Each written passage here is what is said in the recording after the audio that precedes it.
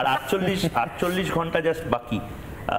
তারপরে আজকে ইন্টারভিউ, সারাদিন আপনাদের অনেক কাজকর্ম আছে, সোমবার মঙ্গলবার। ধুকপুক ধুকপুক একটু কি হবে স্যার, মানে মাস্টার মশাইকে জিজ্ঞেস করছি। সেই দিন একটু টেনশন হবে, স্বাভাবিক। এটা রেজাল্টের দিন তো একটু টেনশন হবে, রেজাল্ট আসছে কি হচ্ছে না হচ্ছে। কিন্তু যেহেতু আমি নিজের রাত পাইচারি করার মতন না, আমি ওরকম আনন্দ করিনি। আমার মাধ্যমিক উচ্চ মাধ্যমিকের রেজাল্টের সময়ও করিনি, কারণ আমি ঈশ্বরে বিশ্বাস করি। আমি জানি যে কর্ম করলে পরে তার ফল সঠিক আছে, দেখা যায়, দেখা যাবে। সময় একদম শেষ। একটা প্রশ্ন করবো, একটা প্রশ্ন আমি নিশ্চয়ই একটা প্রশ্ন করবো সুকান্ত আপনার কাছে। এবারের নির্বাচনের ফল ঘোষণার পর একটা নতুন জিনিস বাংলায় দেখা যেতে পারে, যাবে আমি বলছি না, না গেলে হয়তো আপনিও আপনার মতো আমিও একই রকম খুশি হব। ঠিক যে কায়দায় নির্বাচনের 6 নম্বর বা 5 নম্বর ফেজ থেকে বেছে বেছে হিন্দু সম্প্রদায়ের মানুষকে হুমকি দেওয়া হয়েছে, হিন্দু প্রতিষ্ঠানগুলোকে হুমকি দেওয়া হয়েছে, তাদেরকে নিশানা করা হয়েছে। এই ফল যদি আপনাদের পক্ষে খুব ভালো হয়, তারা কিন্তু সবাই মিলে বিপদে পড়তে পারে রাজ্যের বিভিন্ন প্রান্তে। বিজেপি কি ভূমিকা নেবে?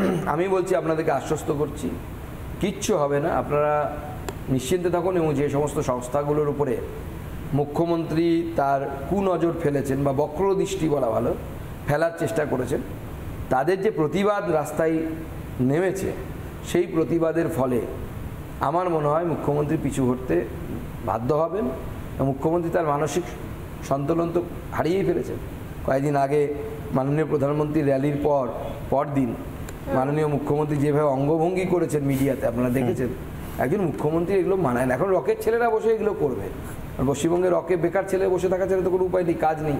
বেকার ছেলেরা বসে আছে, চা খাচ্ছে, চপ খাচ্ছে, বিড়ি সিগারেট টানছে, আর ওগুলো করছে।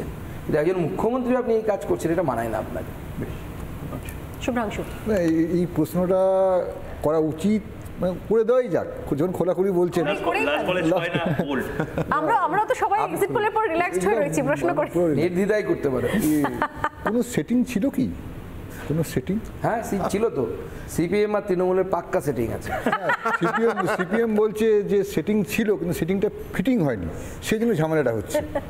না দেখুন, প্রথম কথা হচ্ছে মমতা বন্দ্যোপাধ্যায়ের সাথে সেটিং হওয়ার কোনো কথা বা গল্পই হবে না। তার কারণ মমতা বন্দ্যোপাধ্যায় এবং তৃণমূল কংগ্রেস এই মুহূর্তে ভারতবর্ষের আন্তরিক যে সিকিউরিটি, ইন্টারনাল সিকিউরিটি, আন্তরিক সুরক্ষা, তার জন্য থ্রেট। এবং দেখুন, আমরা কোনো রাগ ঢাক করি না। আমি হিন্দু, গর্বিত হিন্দু। বা বালাসাহেব ঠাকরের কথা যদি বললেন, mad mad mad Hindu, I M A mad mad mad Hindu. এবং হিন্দুদের দ্বিতীয় কোনো যাবার জায়গা নেই। এবং আমি কোনো মূর্খের স্বর্গে বাস করি না। এই ভারতবর্ষই একমাত্র জায়গা এখানে হিন্দুদের থাকার, যেখানে অধিকার আছে, নিজের ধর্ম আচরণ পালন করার অধিকার আছে। এর সাথে কম্প্রোমাইজ করার কোনো জায়গা নেই, আমার কারো দ্বিতীয় জায়গা নেই আমাদের যাবার। সেই জন্য আমরা আমাদের দৃষ্টিভঙ্গিতে একদম ক্লিয়ার। আমাদের যখন 2টো সিট ছিল, যখন কিছুই ছিল না, তখনও বলতাম আমরা রাম মন্দির ওখানে তৈরি করব, তখনও বলতাম আমরা 370 ধারা আমরা বাতিল করব। আমরা এখনও সেই জায়গায় আছি। আমরা এখনও বিশ্বাস করি অভিন্ন দেয়ান্নি বিধি হওয়া উচিত। আমরা কোনো রাগ ঢাক করি না। আমরা এটা বিজেপি, তোমার যদি পছন্দ হয় তুমি এসো, এটাই বিজেপির নীতি। বিজেপি দেশের সাথে কোনো জায়গায় বিন্দু মাত্র কম্প্রোমাইজ করবে না। যদি কোথাও জায়গায় ভুল হয়ে যায়, সেটাকে আমরা রেকটিফাই করবো দেশ সবার আগে। এবং আমাদের যাবার জায়গা নেই, সেই জন্য করছি। এটা কোনো বড় ইয়ে নিয়ে করছি এরকম নয়, আমার নিজের স্বার্থে করছি। আমার মেয়েটা কোথায় যাবে, তার মেয়ে ছেলে যেই হোক না কেন, নেক্সট জেনারেশন কোথায় যাবে, যাবার কোনো জায়গা নেই, এখানেই থাকতে হবে। এবং আমি আমার ধর্ম সংস্কৃতি নিয়ে থাকতে চাই, আমি কনভার্ট হতে চাই না, পরিষ্কার কথা। অতএব আমার এই মাটি রক্ষা করতে হবে, এই ভূমি রক্ষা করতে হবে।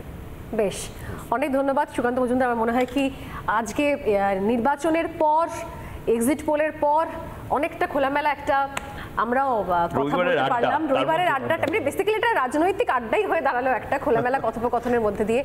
নিঃসন্দেহে আবার দেখা হবে আপনার সঙ্গে, আবার কথা হবে ঠিক এভাবেই, তবে রেজাল্ট বেরোনোর পর। নমস্কার, ভালো থাকবেন। অনেক ধন্যবাদ। মানে এবার তো আরামবাগ থেকে এবারে 24 অনেক বেশি ম্যাচিওর বিজেপি। সেবার তো বলছিল আমাদের ছাত্র বন্ধু ছিল বামেরা, এবার তো বামেরা তো নিজেরা লড়াই করছে। না দেখুন, বামেরা ছাগলের তৃতীয় সন্তান। এখন ওদের অস্তিত্ব বলে কিছু নেই। 2-1টি জায়গায় ভোট পাবে, কিছু ভোট পাবে, কিন্তু বামেরা অলরেডি টেস্টেড এবং রিজেক্টেড। আজকে আমরা তৃণমূল কংগ্রেসের কথা বলছি, বামেদের ভোট পাওয়ার দিকে কি আপনারাও একটু তাকিয়ে নিন? কিছু জায়গায় বামেরা ভোট পেলে আপনাদের একটু না, বামেরা বিশেষ করে মুসলিম ভোট যদি ভেঙে দিতে পারে। বামেরা অনেক জায়গায় মুসলিম ভোট পাবে, তাতে আমাদের লাভ হবে, সেটা তো লুকিয়ে রাখার কোনো বিষয় নেই। ঠিক, এবং আমরা চাই তো মুসলিম ভোট বামেরা পাক। বামেরা এত সেকুলার, মানে সোকল সেকুলার যাকে বলে আর কি, তো তারা মুসলিম ভোট পাচ্ছে না কেন? মুসলিমরা, বাংলার মুসলিমরা বিজেপিকে কবে ভোট দেবে? বিজেপি ক্ষমতায় এলেই দেবে। মুসলিমরা সবসময় ক্ষমতাসীন দলকে ভোট দেয়, এটা আপনি যদি স্টাডি করে দেখেন সব জায়গাতেই তাই বলে, এখানেও তাই দেবে। অন্য রাজ্যেও তো হয়েছে, হ্যাঁ অন্য রাজ্যে হয়েছে, গুজরাটে হচ্ছে। এই যে বামেরা, উত্তরপ্রদেশে হয়েছে। এর সঙ্গে কি ক্ষমতা ছাড়া অন্য কোনো সমীকরণ নেই? এর সঙ্গে কি ক্ষমতা ছাড়া অন্য কোনো সমীকরণ নেই? আপনি তো খোলাখুলি কথা আমি বলছেন। একটা প্রশ্ন করতে চাই, এটা হচ্ছে কিছুক্ষণ আগে আমি খুব গুরুত্বপূর্ণ একটা প্রশ্ন করছিলে যে একসঙ্গে আওয়াজ কেন শুনছি না সংসদে দাঁড়িয়ে, এতজন সাংসদ আপনি এটা কিন্তু অ্যাকচুয়ালি বাস্তব হয়। সুকান্ত দা হয়তো জানেন যে অনেক নেতারা একসাথে, অনেক মানে গুজরাটে নরেন্দ্র মোদীর যারা বিরোধীরা, নরেন্দ্র মোদী যদি ওয়ার্ল্ড ইকোনমিক ফোরামে যান, আহমেদ প্যাটেলই যেতেন।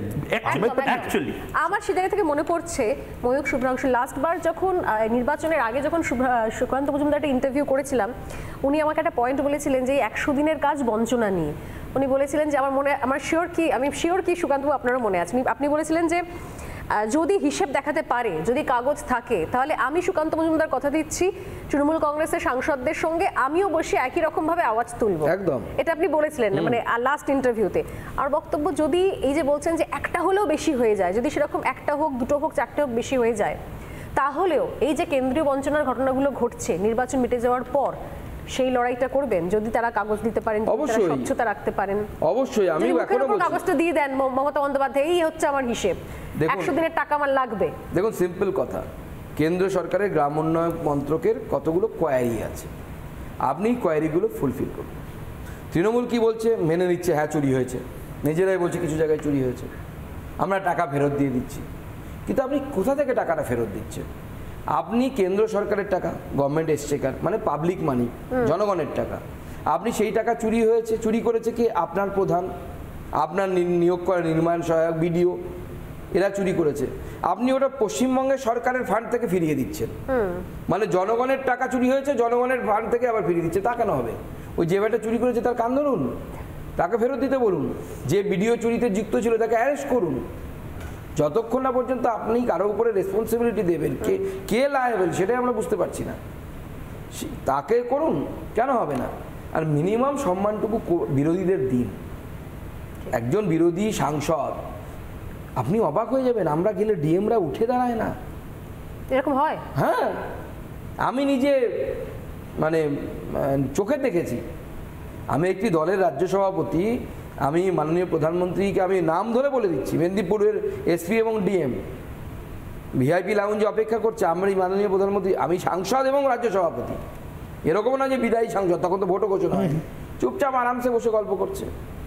উঠে দাঁড়িয়ে কমসে কম যে নমস্কার করা, মিনিমাম যে সৌজন্য বোধ নেই। আমি যখন প্রথম জেতার পরই যেখানে যেখানে জিতবো আমরা, এবার তো কত করবে আমি জানি না, পারবে কোথা থেকে। প্রত্যেক জায়গায় ডিএম আর এসপি চেঞ্জ হবে। আমিও জিতেছিলাম 19-এ, একজন ভদ্রমহিলা আমার ডিএম ছিলেন, ডক্টর প্রিয়া সামথিং, প্রিয়া, আমি নাম ভুলে গেছি, সরি তার জন্য, তাকে চেঞ্জ করে দেওয়া হলো, এসপিকে চেঞ্জ করে দেওয়া হলো, তারপরে একজন ডিএমকে নিয়ে এসে বসানো হলো, যে আমার সাথে দেখা পর্যন্ত করতো না। আমি জোর করে একদিন দরজা ঠেলে ঢুকে গেছি, ঢুকে গিয়ে সে বলছে আপনি ঢুকলেন, আমাকে স্লিপ দেননি। আমি বললাম অর্পিতা ঘোষ ঢুকলে স্লিপ দেয়? বলে হ্যাঁ দেয়। বলে দেখান, একটা স্লিপ দেখান আমাকে। একটা স্লিপও দেখাতে পারেন না। এই যদি আপনি বিরোধীদের সাথে সম্পর্ক রাখেন, কোন বিরোধী আপনার জন্য লড়বে?